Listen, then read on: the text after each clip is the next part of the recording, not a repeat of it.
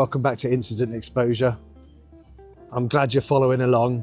This is me, Duncan Longdon, in Taiwan. I'm a commercial photographer and filmmaker, 30 years odd experience since I graduated from college, and I'm just giving out some of the stories and experience that I've had over those years. Hopefully that's useful and interesting to people. I thought I'd have a bit more of an urban feel to the vlog this week. I brought you here to Zhongli. It's closest big town to kind of where I live, really. And it's quite busy at 5 o'clock in the afternoon. So I hope the noise is okay and that you find it interesting to see this part of the world a little bit. So what's the subject this week? Well, I think it's about lessons learned and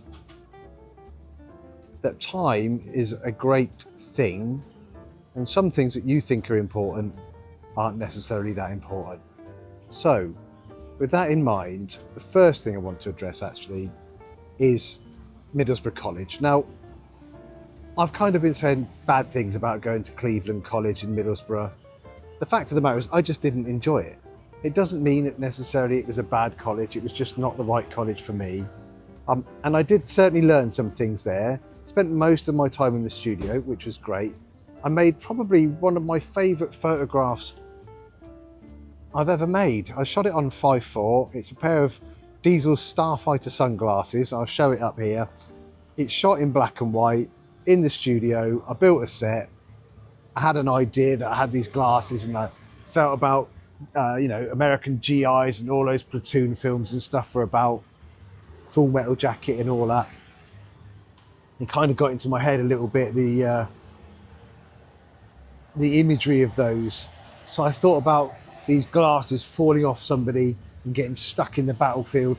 So essentially I just got this tray and built this little set with barbed wire and stuff and shot these sunglasses. Now the story is though, the sunglasses, I was a student, I wouldn't have much money and I fell in love with these sunglasses. I've always been a sucker for sunglasses and watches to a degree, but sunglasses are a thing for me.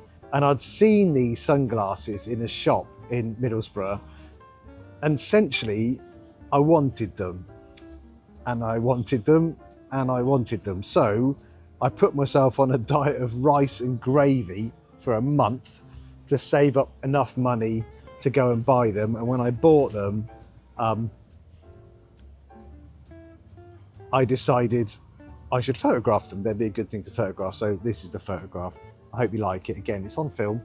It's a negative. I'll show the negative scan as well, photograph or whatever. So essentially though, that was a very early photograph of mine and showed that I was already pretty keen on building sets and shooting product. It hasn't really changed. 30 years on, I'm still doing the same thing. Still try and be as creative as possible. I should try and be more so, do more. So let's see how that works out. So it wasn't such a bad college. It got me started and it certainly gave me an opportunity to get my hands on some kit. So things I learned there, at the time it seemed bad. It still seems like I didn't have a very good time there. Would I change it? I don't know. I don't think so, because I wouldn't be the person I am today. And as I've told the stories previously, if you haven't watched them, go back and watch. If the stories I told previously kind of built my character and built my resilience and built my ability to face difficult situations and do what was necessary. So that led on, leaving from that college. And before I settled in and started at Birmingham, I had a whole summer. And that was a special summer for me. It was special and difficult, let's put it that way. It was special because I got to work with a guy called Benedict Campbell, and he's been an influence from that day. I don't know if he really knows it, but oddly enough, recently, last year, I think, I managed to get back in contact with him and he remembered me. Which is crazy because I only spent a few weeks with him.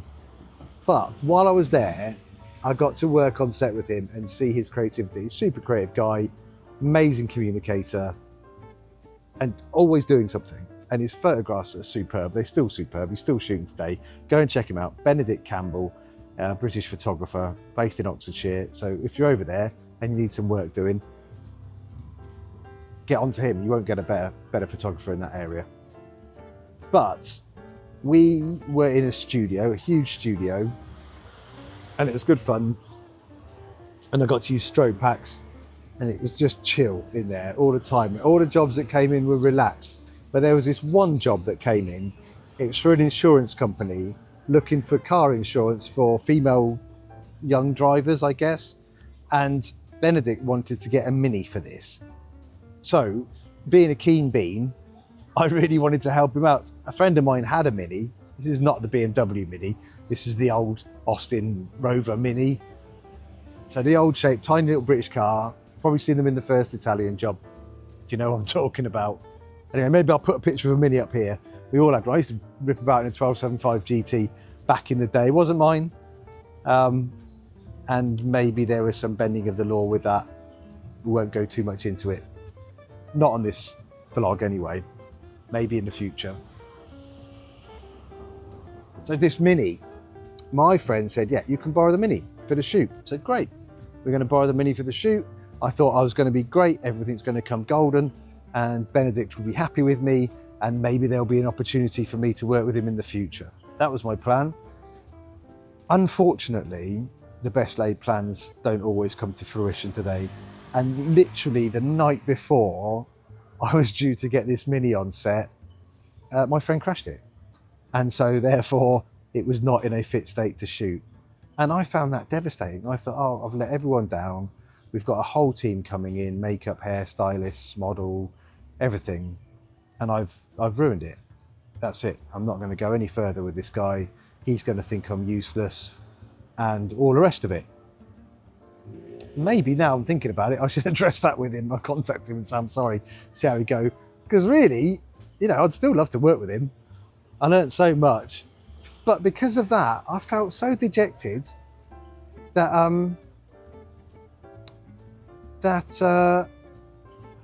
I didn't approach him really after I left college and graduated to become an assistant for him. And that was silly because I'm sure he would have been like, yeah, sure, Duncan, come in, see how we go, and we'll get on with that, and I'm sure it'll work out fine. But I didn't. So because of my own fear or lack of confidence or self-doubt, what's the word I'm looking for? My personal dejection of my ability to do that, and that I let someone down. I didn't follow it up, and that was a mistake. So things changed and I ended up going to London, but I'll come on to that. That's a whole nother chapter and a bit messy. So we'll go to that later.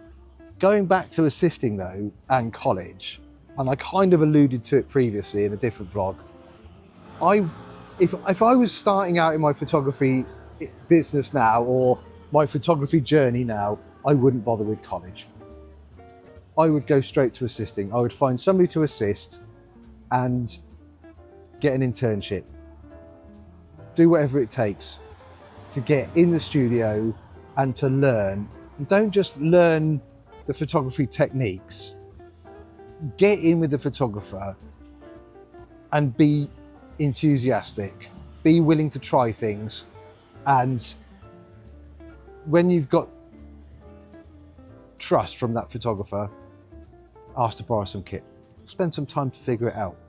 I spent a lot of time assisting in the end, and a lot of it was basically setting up all of the lights and everything and setting it up so that we're ready to take the shot, taking a Polaroid because we were shooting on film, showing that to the photographer, and he would say to me, run a roll.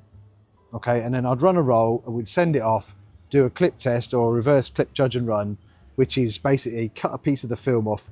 They run that through the machine and make sure the exposure is correct. If they have to adjust it, push it or pull it in the process to get the exposure correct, and then run the whole thing.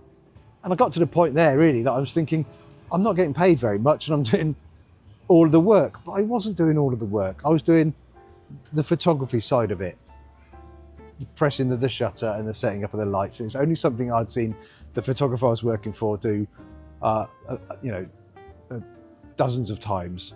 Sadly, that photographer wasn't Benedict, and I'm not particularly inclined to give the name of that photographer because it wasn't the greatest experience in the end. Anyway, that's neither here nor there. I did learn a lot. I learned about how to talk to clients, how to talk to subjects, how to keep people occupied in front of the camera while you're working, because he wasn't very good at it. It was always, Duncan, can you tell a joke? You know, we've got a footballer at Manchester United and we're taking 10 frames and he can't even stay focused for one. Not the photographer, the footballer. And I'm not going to name drop him either, but I will say one thing. Of all of the photographers, of all of the footballers that were there at Man United training ground back then, it was when Beckham was there and Alex Ferguson, etc. And these kids had walked miles down to the training ground.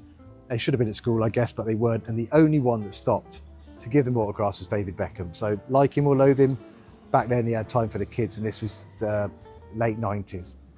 So getting back to it, I'd learnt that side of it. What I hadn't learned is the business side of it. That is the key. You could be the greatest photographer in the world. If you don't know how to sell yourself, how to build confidence with your clients, and how to deliver, you're just going to be taking photographs for yourself, unless you're lucky enough to be discovered, but you've got to get it in front of people.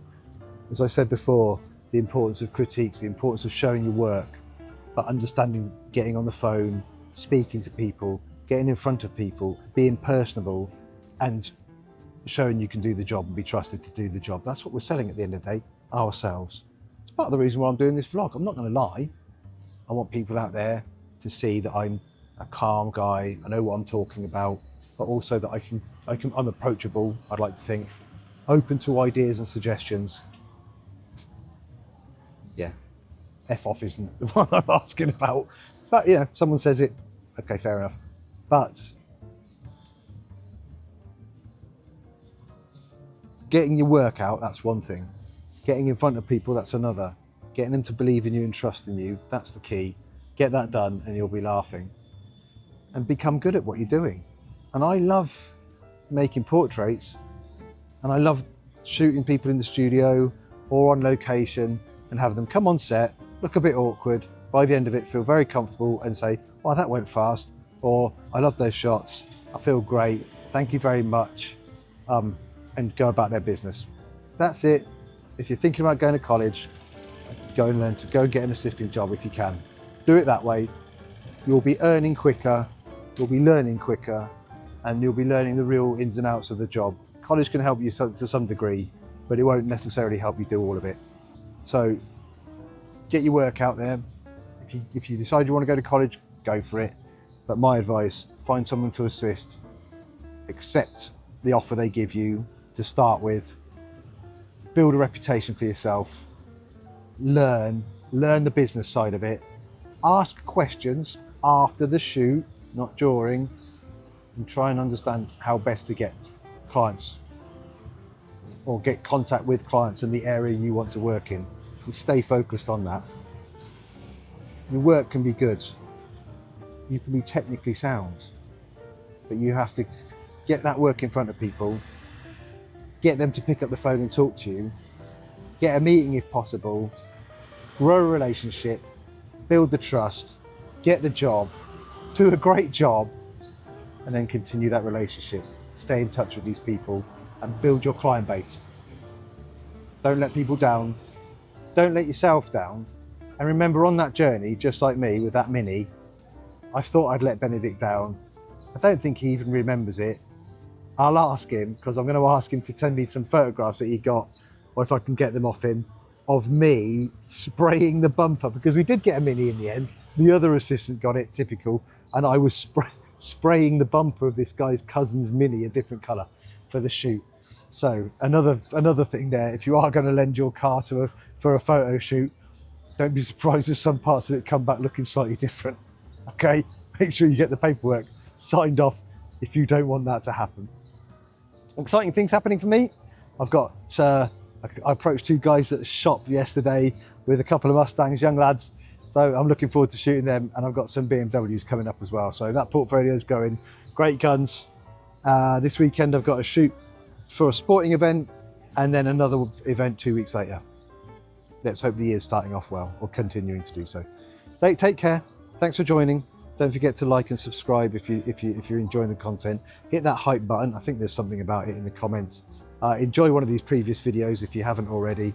Give me a comment. Ask me a question. I'm always here and happy to talk about anything to do with photography or the filmmaking knowledge that I've got in this industry. Take care. Bye-bye.